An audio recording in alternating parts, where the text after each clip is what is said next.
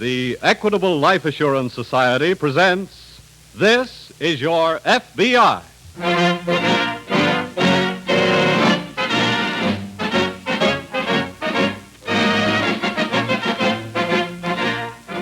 This is Your FBI, an official broadcast from the files of the Federal Bureau of Investigation, presented as a public service by the Equitable Life Assurance Society of the United States and the Equitable Society's representative in your community.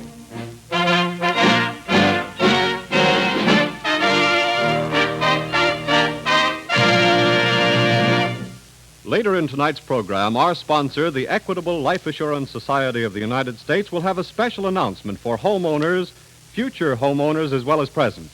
Please have a pencil and paper handy. This is America's finest plan for home ownership, and it offers so many advantages in economy and security that you will surely want to write down the instructions for getting further information. Get ready for the good news on America's finest plan for home ownership.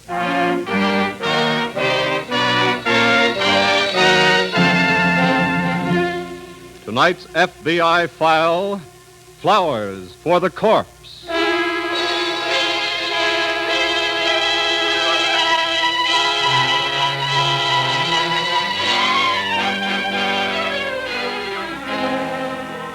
Professional thieving is a business, and some forms of it, just as some forms of legitimate business, are conducted on a nationwide scale, with accomplices in major cities throughout the country acting as sales outlets for the stolen goods. But your FBI, one of whose jobs it is to smash these rings, also operates on a nationwide scale. And no matter how cunning the methods of the one, they are no match for the unrelenting vigilance of the other. And it is inevitable, as illustrated in tonight's case from the files of your FBI, it is inevitable that sometime, at some point, the twain shall meet.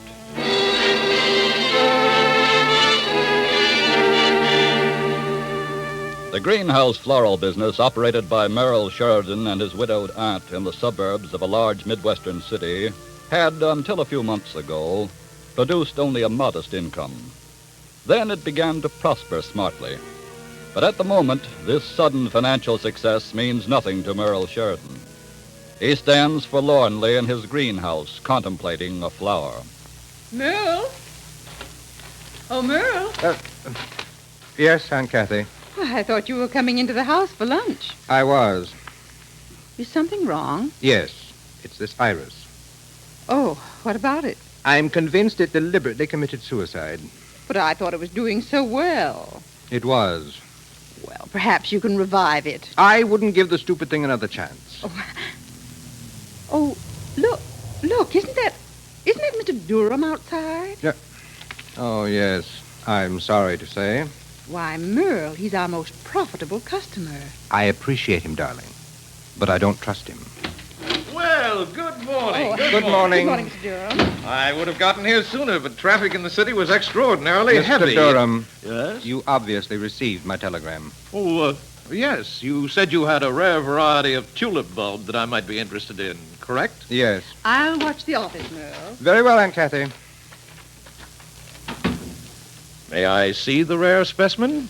Certainly. Here we are. Well, let me look at it. Don't be impatient. I'll handle it.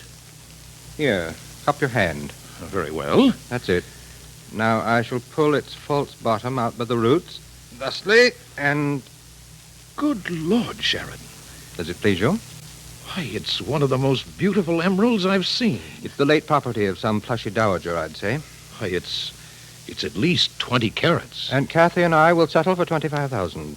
Well, I'll do the best I can. You'll probably sell it for twice that, but remember, you will still get only your usual one-third share. Now, look here, Sheridan. I've told you before. You're entitled to a larger share. I know.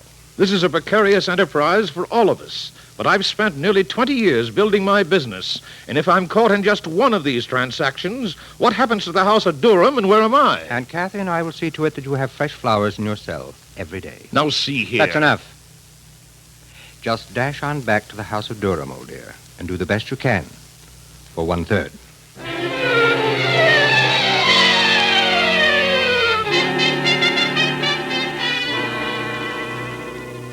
The same morning, in that city's field office of the FBI, Agent in Charge Craig was sitting at his desk when Special Agent Highland entered from the teletype room. Good morning, Mr. Craig. Hello, Highland. What have you got there? Special bulletin to all field offices from Washington. Oh, what's up? A series of jewel robberies. 3 cities along the eastern seaboard, one right after the other. Sounds like the work of one gang. Yes, here's the bulletin. None of the stuff is turning up in the cities where it was stolen, so the police figure the gang is fencing it out around the country. I don't see any description of the stuff here. There's a follow-up teletype coming in. Quite a long list. I see. I don't imagine any of the stones are in their original mounting now, though. No, jewel gangs are usually smart enough to unmount the stones before trying to dispose of them. They're harder to identify that way. And reduces the chances of finding them to about 1 in a million, too. Well, don't be so pessimistic. You said there's quite a long list of it, right? Yeah, but I also... All the FBI has to do is find just one piece of the jewelry or just one of the stones. But the tough part is finding that one stone. I know, and maybe none of this stuff will ever turn up in our particular bailiwick, but we've got to go on the assumption that it will, so let's get busy. What first? For a start, let's alert the police, all pawn shops, and all insurance companies which insure jewelry. Right.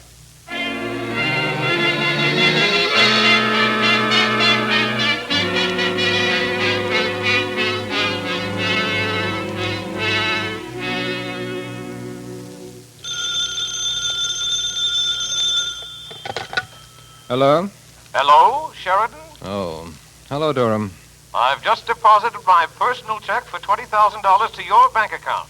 For what? I sold the stone for $30,000 and kept my 1/3, $10,000. Isn't that good news? No. Why not? A little birdie told me you collected $6,000 more as federal luxury tax. Well... Didn't you? Well, yes, but... Then deposit $4,000 of it to my account at once. Now, look, the tax money belongs to the You're government. not paying taxes on stolen gems, and you know it. Sheridan, I told you I wanted more than 1/3 share, and I'm keeping that $6,000 as a bonus until you're ready to revise our agreement. What kind of flowers do you want? Never mind threatening me. Listen, Durham. Well, All right. Keep your bonus.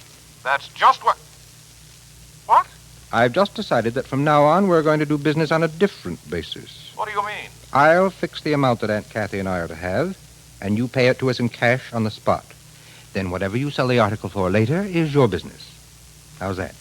But what if I don't agree with your price? You can take it or leave it. Very well. Good. And we'll start tomorrow. Tomorrow? I'll have an article by then that will be worth $10,000 to Aunt Kathy and me, so bring that much cash with you. But what if You will not be obligated to buy, but just be prepared to. And make it about 1 o'clock. I'll be there.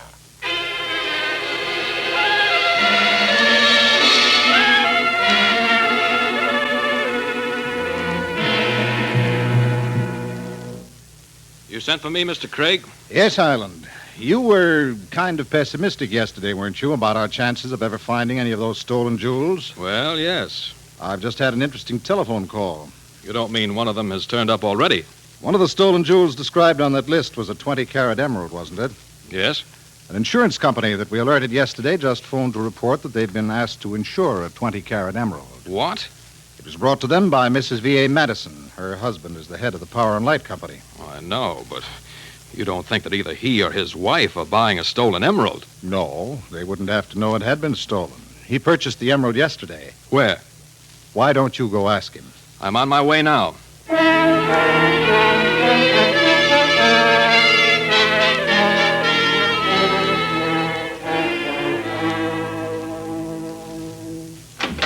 Good afternoon, ma'am. Oh, good afternoon, Mr. Durham. What can I do for you? I have an appointment with your nephew. Oh, yes. He's back in the greenhouse. Shall I go get him? No, I'll find him. Sheridan? Sheridan! Don't shout, Oh. Mr. Durham. Sheridan, you said you'd have an article for me to look at. That's right, I did. Well, I also told you it would cost you $10,000 in cash. provided I want to buy it. Are you prepared to? Certainly. I don't see anything green that isn't a plant, old boy. All right, here's the money. Look at it. How much is there? $10,000. I can't afford to trust you anymore. It's much too expensive. Well, here, count it yourself. I'd be delighted. 1, 2, 3. All hundreds? Each of those packages contains $1,000. Fine. Then I'll take 4 of them. Huh? Here. You You may have the rest back. What are you doing? Just evening the score, that's all. What? My dear fellow, you held out $4,000 on me yesterday, didn't you? Oh, I get it. This was all just a trick. Rather clever one, don't you think? Give me back that money. Not a chance, old dear. Now I must look after the petunia. Why, you... Please go away before I sick the snapdragons on you. Either you give me back that money this minute, Sheridan, Or you'll do what? I'll tell the police that you commissioned me to sell a 20-carat emerald for you yesterday. Really? And after I had innocently incriminated myself, you confessed that it was stolen and offered me more stolen jewels to get rid of. That would be very unwise. Look, I want to get out of this business anyway. You keep the $4,000. I'm going to the police. Just a minute, Mr. Durham. What? You're not going to make trouble for us. Get out of my way. Sorry. Thank you, Aunt Kathy. You're so considerate.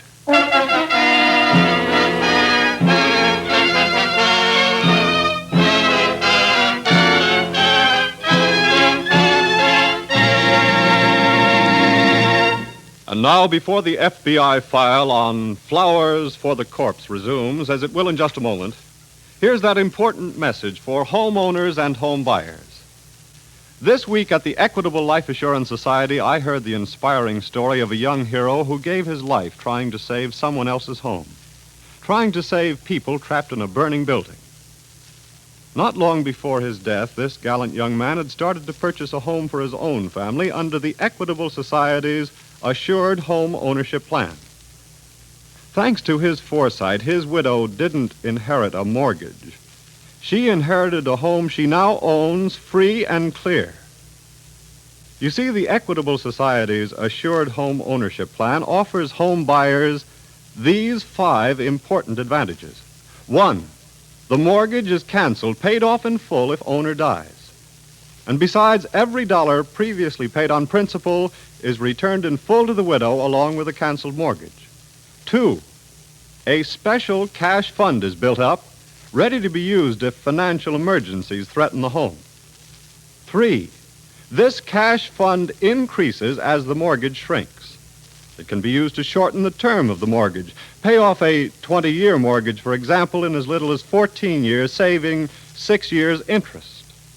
4, mortgage interest not at 6%, not at 5%, but at only 4%. 5, liberal allowance to cover title search, lawyer's fees, and other closing costs. No broker's commission or bonus charges. Well, frankly, there is no other plan like this anywhere. The Equitable Society calls it America's finest plan for home ownership. It protects you against the 2 major hazards of home mortgages, death and hard times. So if you're planning to buy or build a house, or if you now own a home, get complete information on the Assured Home Ownership Plan from your Equitable Society representative. That's the Equitable Society. EQUITABLE. The Equitable Life Assurance Society of the United States.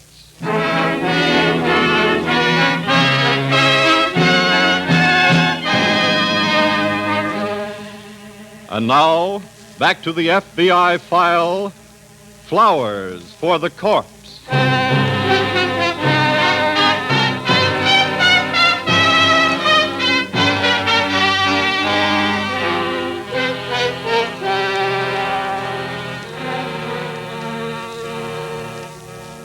Professional jewel thieves and their accomplices, so often glamorized by authors of mystery adventure fiction and endowed with almost supernatural talents, are neither glamorous nor supernatural to your FBI, or to law enforcement agencies cooperating in their capture.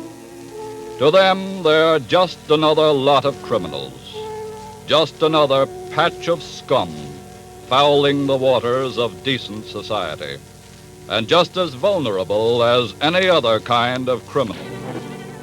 At about the time the jeweler Durham was making his fatal visit to the Sheridan greenhouse, Special Agent Highland of the FBI was concluding his visit to V.A. Madison, purchaser of the stolen emerald.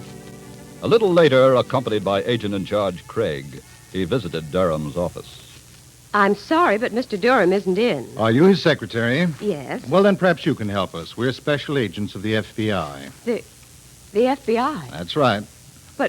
But what? It's about a stone which Mr. V.A. Madison purchased here a couple of days ago, a 20-carat emerald. What about it? Mr. Durham told Mr. Madison he had obtained the stone through the liquidation of an estate that same day. Yes, that's true. We've just checked, and there is no record of any such estate liquidation. What? But the emerald exactly fits the description of one stolen in an eastern city recently. Good heavens, what? There must be some mistake. I'm afraid the mistake is Mr. Durham's in knowingly receiving and disposing of stolen goods. Now, where did he really get the emerald? I don't know. Has he gotten other stones the same way? Well, yes. I mean, that is... We're convinced Mr. Durham is dealing with agents of a ring of jewel thieves, miss. Well, if he is, I don't know it. They don't come Ray. here. Yeah. I found this on Durham's desk. What? Flowers are my hobby, you know, and this is a Dutch variety of tulip bulb. Well, what about it? Well, it's not only an odd place for a tulip bulb to be, but this is a very odd bulb. What do you mean? Take hold of the roots at the bottom and pull. That's it. Well, what? What, the bottom comes out. Yeah, and the bulb is hollow inside. Oh, for the love of Pete. What do you know about this, miss? I didn't know that about it. What do you mean? Well, I mean, Mr. Durham buys a lot of tulip bulbs. From but whom? A greenhouse out in Millville. Yes? Every time they have some of a certain special variety, they let Mr. Durham know. I'll say it's a special variety. Sounds like the florist could be the fence. Sure, and hides the stuff in hollow tulip bulbs. What's the name of that greenhouse, miss? It's Sheridan's. Highland, I'll stick here and wait for Durham. Right. And since you speak the flower language... I'll get out there and start speaking it right now.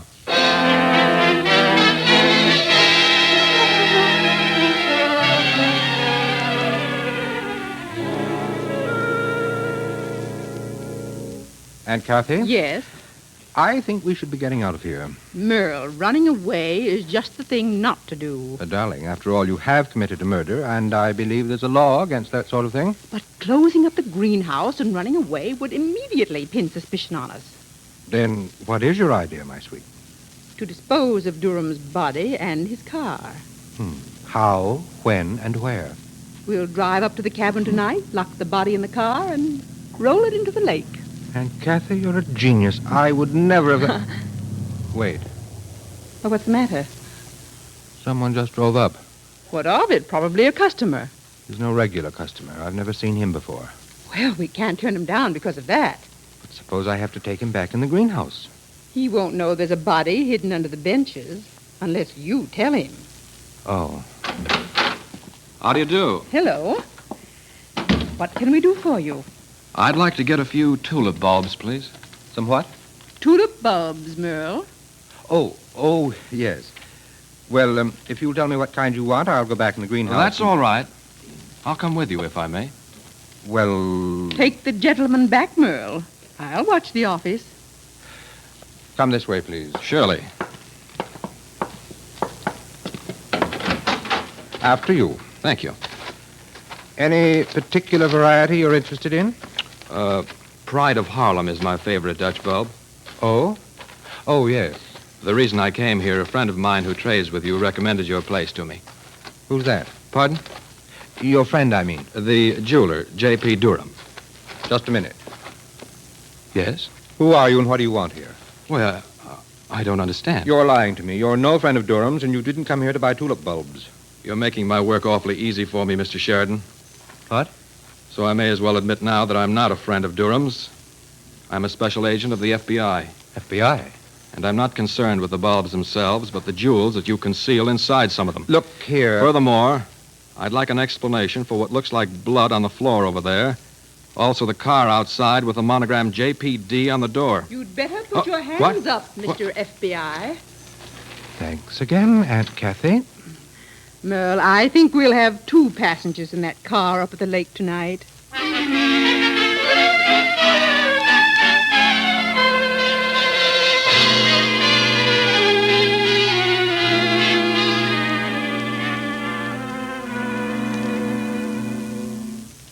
What time is it, Brian? 5:35. Why? Highland should have reported back here by now. Maybe he had trouble finding the place. Shouldn't have had too much trouble. He knew the name of the town and the name of the greenhouse owner. Well, maybe he wasn't in, and Highland is waiting for him. There wouldn't be any sense in calling us unless he had some information. No, perhaps you're right. But what? I don't like the whole setup. What do you mean? Well, in addition to not hearing from Highland, we can't find Durham.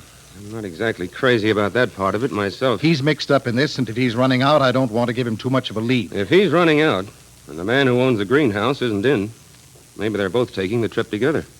Yeah. Well, one thing is sure. What's that?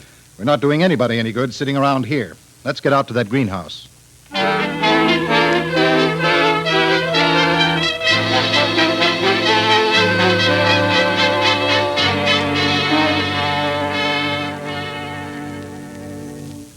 Merle, did you get Durham's body in the car? Yes.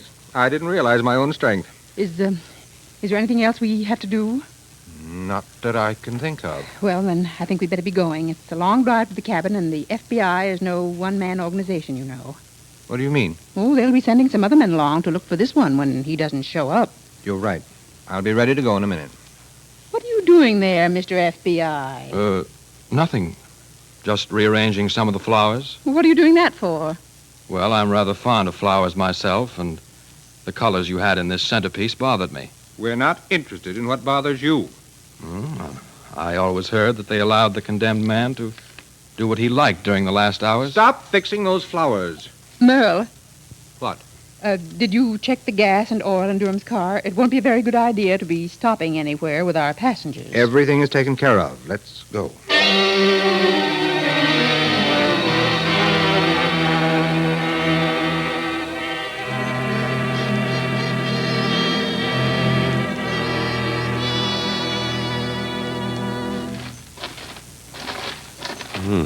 Place sure seems deserted, Craig. Yeah. Got your flash? Right here. Let's see if we can get in the greenhouse and have a look around. Try this door here. Oh. Didn't bother to lock up anyway. No. Throw your light around. Come on. Let's take a walk down this aisle and see what we can see. Craig. Yeah? Look. Yeah. Looks like blood. I hope it's not Highland's blood. Wait a minute. Shine your light over there. What is it? Highland's identification card. What? It was lying on the table with this bunch of flowers. Say, those flowers seem to be arranged in a special way. Yes, and I've got a hunch it's supposed to mean something. You think Highland managed to leave us some kind of clue? Yes, he knew his flowers, and flowers have special meanings. What kind are these? I think one of them's a verbena. Yeah, my wife planted some to make a border. Let's get on the phone and call the Daily Journal's library and find out what a verbena means. Right. If that doesn't tell us enough, we'll find out what these others mean and get the whole story.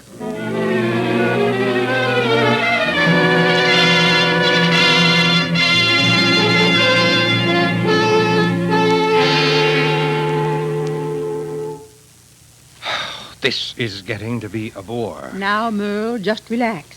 After all, we can't roll a car and two bodies into the lake as long as that moonstruck couple is parked down there. Well, you'd think they would have had enough smooching in 2 hours. Wait a minute, I believe that... Yes, they are. They're driving off now. Thank heaven. Well, Mr. FBI? I think I know what you mean. You'll please walk out of the cabin to the car and get in beside the late Dr. Durham. Well, I guess the message I left for my associates to find has failed me. What do you mean? What message? The flowers you made me drop. My identification card you didn't see me drop. What? Surely you know the language of flowers. The verbena meant pray for me. That was to let them know I was in your power. And the milkwort means hermitage, which they could easily translate into this isolated cabin of yours. Very clever. But I'm afraid they wouldn't know where this cabin is. Your friends and neighbors do, and they'd gladly cooperate with the FBI. Then, Aunt Kathy, I'd say let's get this over with and move away from here. Yes. Get up from there and start for the door. Okay. Drop that gun. Craig, am I glad to see you. We finally figured out your message, Highland, but we were afraid we'd be too late. It is too late for Durham. And it could have been for me unless... Well, do you know what smooching is? Why? I'm very thankful for it.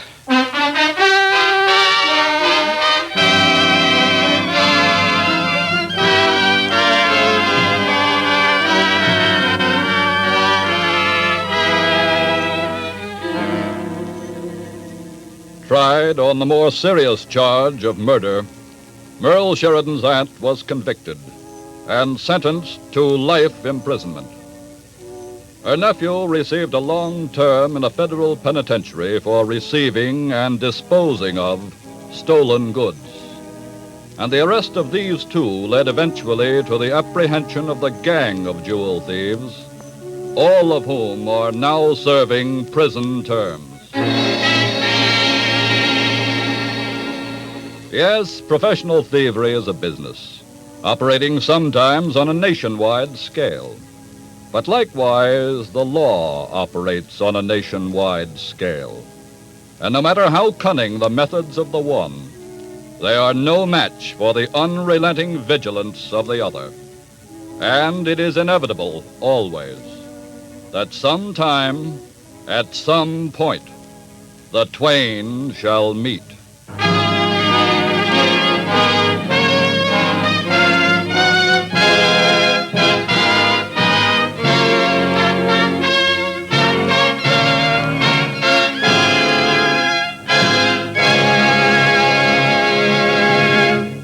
Next week, another thrilling case from the files of your FBI. We'll tell you about it in just a moment. But first, let me refresh your memory on the more important features of the Equitable Society's Assured Home Ownership Plan. Remember that the mortgage interest is only 4%.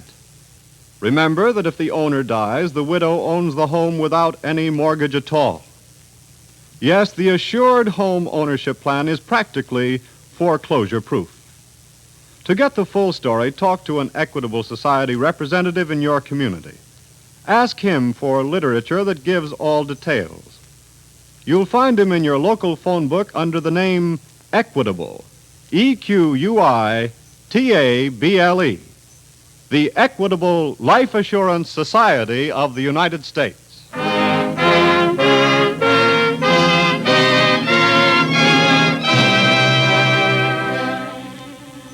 Next week, we will bring you another colorful story from the files of the Federal Bureau of Investigation, The Friendly Killers.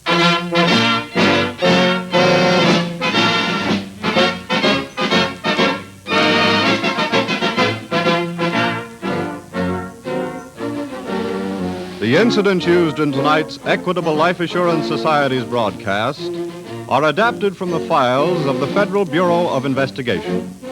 However, all names used are fictitious, and any similarity thereof to the names of persons living or dead is accidental. Tonight, the music was composed and conducted by Frederick Steiner, the author was Frank Ferries, and your narrator was Dean Carleton.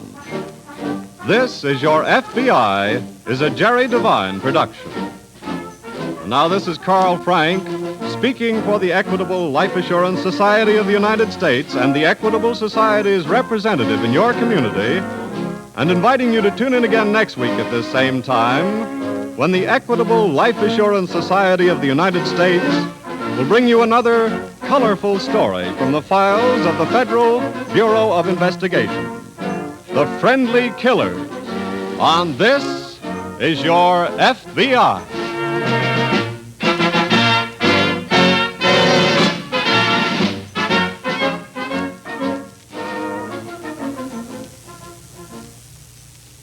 Have you ever been hungry, really hungry, so hungry that it hurts?